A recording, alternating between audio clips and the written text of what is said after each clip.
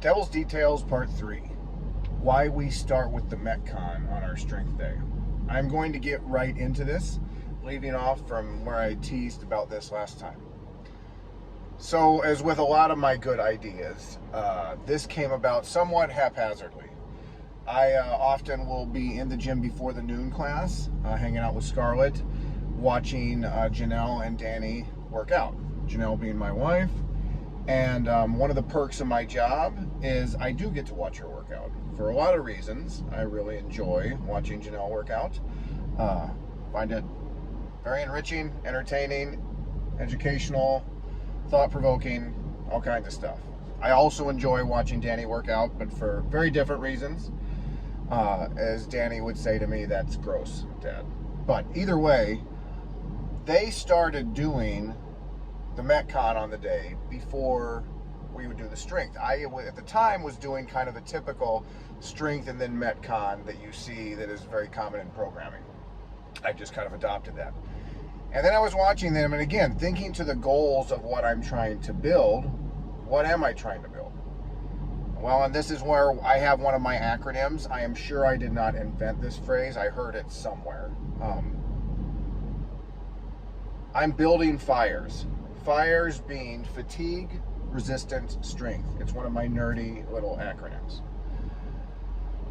In life, I think for practical purposes, whether you are a mom picking up your kids, your dad doing stuff around the house, you're a fireman, you're a cop, you are grandma trying to play with her grandchildren, when we need to move stuff that is heavy for us, we are usually not in a rested state. Our heart rate is usually already up. We've already been working. We've already been moving, and now we need to pick something up and move something that is heavy for us. So that's the kind of strength I'm trying to build in you guys. So having the Metcon beforehand, I was like suddenly like, yeah, this is a natural way to help emphasize that. And as well, without getting too much into the details from a scientific perspective, and some of you guys may get this, our nervous system that fires our muscles works much more efficiently and quickly when our body temperature has been increased. And so that's where a lot of you guys, I know back in the day before I started this, I'd always hear, you know, we're doing 8 sets of back squats, and by the 6th or 7th set, oh, I'm finally warmed up. Yeah, let's do that, whatever you want to call it, a robust warm-up beforehand. Secondly, as we get older, our tendons and ligaments get a little bit thicker, may not be as elastic. I am still a very supple leopard, just maybe not as supple as I once was. Having said that, our tendons and ligaments, as our body temperature increases, get much more elastic too. So, first in CrossFit, what do we like to do? We like to work out at a high heart rate. I just need to make sure that little workout we do before the strength complements it well. Get you moving quickly, get you moving through a full range of motion, but doesn't exhaust you too much. I don't mind if I get you kind of tired. We, as CrossFitters, we are built to become recovery machines. We recover very quickly. And so I'm fine with getting you quickly to the moon. I just need to make sure, by nature, that's going to be an under 9-minute usually kind of a workout, a 5 to 9 minute kind of Metcon, which are great Metcons to do, a couplet, a triplet, 2 to 3 movements, get in, get out, and then start moving on with the strength. So we've been doing this for a while, and I have seen great results with it, and I think it becomes very addictive for everyone at King William that this is kind of how we do it. So with that said, I also want to talk about something else briefly in this episode. Something that came up after part 2 last week about, again, big picture, what am I programming for? I'm going to use an analogy here to make my point. You guys have all seen this person. We may have been this person in the past. Maybe we've outgrown it. There's a 5-round workout. A 5-round workout, you've got a 500-meter row, you've got 15 power snatches, and you've got 10 toes to bar. You're doing 5 rounds of that.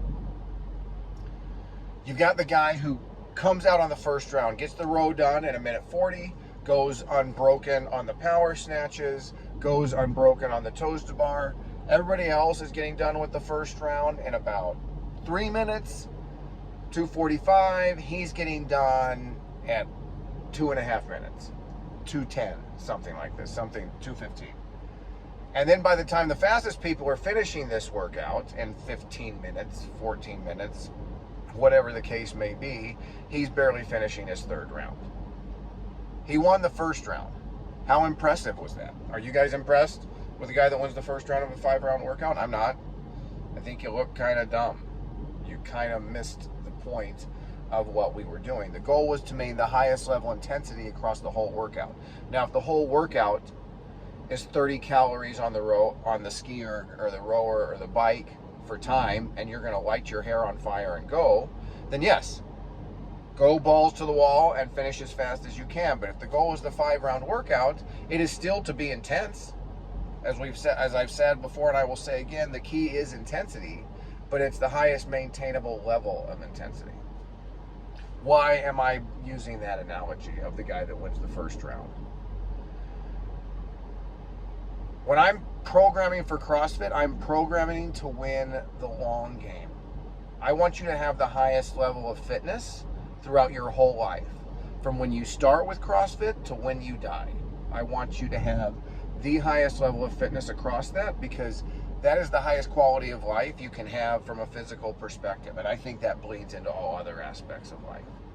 So what I think is to be avoided is going too intensely and too hard, and every day I'm competing, every day I want to be at the top of the leaderboard, and then in 2 years I've burned out of CrossFit, and in 5 years no one even knew I ever did it, and I'm the CrossFit equivalent of Uncle Rico talking about how back in the day when I did 10 or 15 unbroken muscle ups, and everybody's like, to me, great, good for you. Everybody was a good athlete in high school or in college at one point, like, good on ya. Who cares right now? That wasn't the point of what we were doing. I think you guys get this is different than when you're an athlete, if you're an athlete in college, if you're an athlete in high school, even if you're training temporarily, you're going to do a local CrossFit competition, then there is reasons to peak for that event. But when I'm training in life, for life,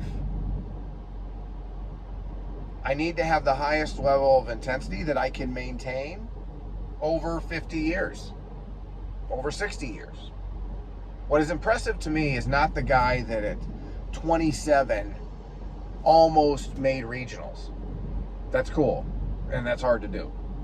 It is the guy that at 42 is beating some of his PRs from when he was 27. It's the guy at 55 and 65 that is doing workouts in the gym that if I brought in your average 25-year-old new dad who hasn't done anything since he graduated college, that the 65-year-old would kick his ass in the workout. That's the guy who's winning at life, when you have that kind of mentality toward workouts. So what do I mean by that specifically? Is that most days are training days in class. And that's why you guys know how we provide, and we'll get into this down the road in a further Devil's Detail episode, but why do I have the sweat option? Why, if there's the RX workout, you have RX, you may have RX Plus on the sweat option, you may have a scaled, an RX, and RX Plus, you may have 5 options that day for class. I'm trying to meet each person where they're at that day with training. It might be this is the workout that's in your wheelhouse, and yeah, you are going to go as hard as you can, and you should. And you should do that regularly. Now, is going as hard as you can regularly, does that mean twice a week or twice a month or twice a year? I think it can vary a little. I don't think there's a hard answer to that. I think it's closer to the twice a week than the twice a year. But it's definitely not 5 days a week. But then the other guy, for me, I may have had to work out 5 days in a row this week because I know I'm doing something this week and I won't get a workout in, and it's Friday and I'm beat, but I want to make sure I get another workout in, and I need to move. So that sweat option, the scaled option on the sweat option, may hit me where I'm at. That allows me to move with intensity, with purpose, and get a good workout and get out of here and go live a high quality of life. So I say that with that is don't be CrossFit's Uncle Rico. Don't be the guy that wins the first round of a 5-round workout. Learn how to pace through life. And on the other hand, when you come in on Mondays to do that Metcon, I know I'll circle back to this real quick. One of the critiques of the 2 parts in a workout during the day, you'll hear it from various sources, is when you do like the strength and then the Metcon. Oh, somebody's going to half-ass both parts, or they're going to half-ass one or the other. There are incentives I can provide. There are ways I can design workout that make you want to go harder, that make you want to push the intensity to the appropriate level. But if you're going to half-ass a workout, I don't think I can stop you. You need to know that, like, what gets results in the body is hard work. What makes CrossFit work is hard work. Is pushing for that time frame very hard. Is working hard. I have found, though, that when we do the Metcon and then we do the strength, I don't see people at King William half-ass either one. I see them go hard on the first part as they should, and I see them lift heavy as they should on the second part. They're moving weight that is difficult for them, and they're pushing the pace as much as they can on the first part. So to me, this method seems to eliminate that argument, because you get both and you still get effective strength gains. As always, guys, please put any comments or questions. If I left something out on this, I'll circle back to it.